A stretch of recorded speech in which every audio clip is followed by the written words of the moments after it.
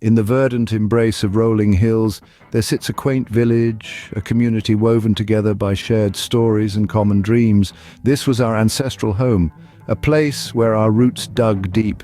Yet our peaceful life was fractured by an event that would forever stain the tapestry of our history. The man we knew as our father, once a beacon of joy and vitality, became ensnared in a sorrow we couldn't comprehend. His actions became erratic, his eyes lost their spark, and he seemed to wage a silent war within himself. One day this internal turmoil manifested in a way that shook our village to its core. My father set himself aflame. The day was as dark as the news that swept across the village. My father, the soul of our family, was discovered amidst a horrifying inferno, his body burning as fiercely as the pain he must have felt inside. The villagers, driven by a sense of duty and unity, rushed to his aid. They fought against the flames, successfully extinguishing the fire that threatened to erase my father's existence, but the damage was done. The smell of burnt flesh lingered in the air as they cradled his charred body, a grim testament to his internal struggle. Despite the severity of his injuries, my father clung to life. He was a shadow of his former self, his body a stark reminder of the desperation that had driven him to such lengths.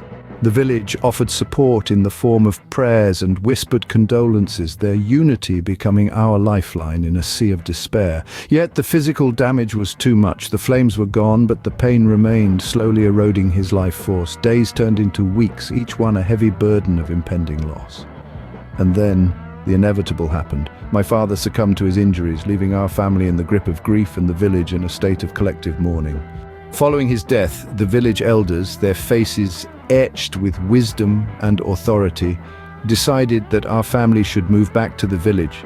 It was a decision steeped in tradition, but it also aimed to shield us from the whispers of judgment that lingered in the aftermath of my father's tragic end.